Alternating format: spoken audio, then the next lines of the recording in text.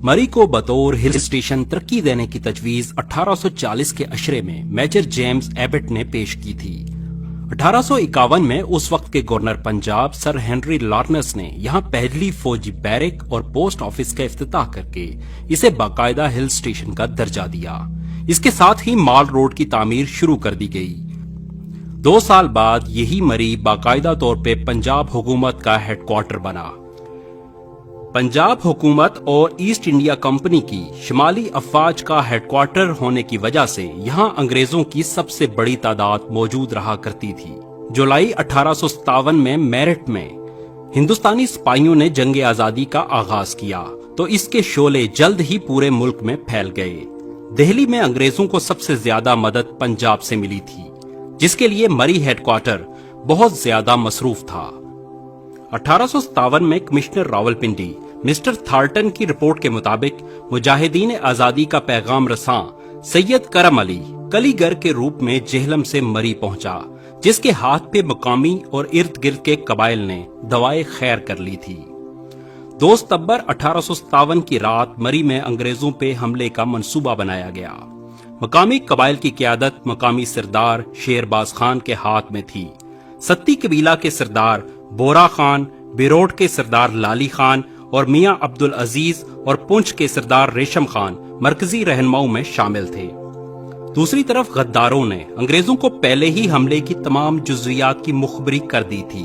पेशगी खबर मिलते ही उन्होंने हमले से निमटने की तैयारी मुकम्मल कर ली। एबटाबाद और रावलपिंडी से मरी गैरिजन की हिफाजत के लिए 2 कंपनियां मंगवाई गईं। ख्वातीन को एक महफूज मकाम पे जमा कर दिया गया। हेडक्वार्टर के इर्द गिर्द मौसर हसार बना लिया गया। हेडक्वार्टर तक पहुंचने के तीनों रास्तों पर हिफाजती पहरा लगा दिया गया। हमले की रात हुर्रियत पसंद अभी मार रोड से कुछ फासले पर ही थे कि अचानक इन पर घात लगाए अंग्रेज फौजियों की जानिब से गोलियों की बारिश होने लगी। कुछ देर दोनों तरफ से फायरिंग का तबादला हुआ। मुजाहिदीन की अक्सरियत फरार होने में कामयाब हो गई, लेकिन एक बड़ी तादाद जख्मी होकर गिरफ्तार भी हुई। इस हमले पर काबू पाने के बाद फरंगियों ने मुकामी लोगों से भरपूर इंतकाम लिया।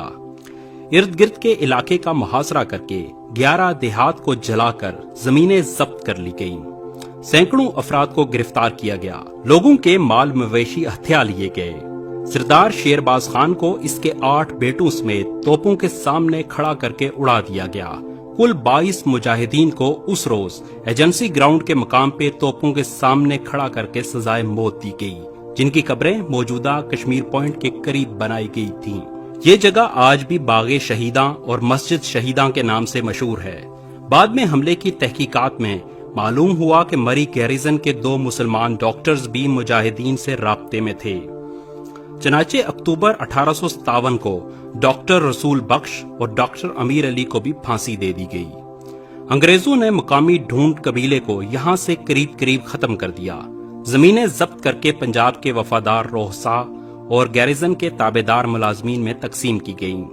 इस हमले के बाद 5 कैंटोनमेंट्स की तामीर शुरू की गई।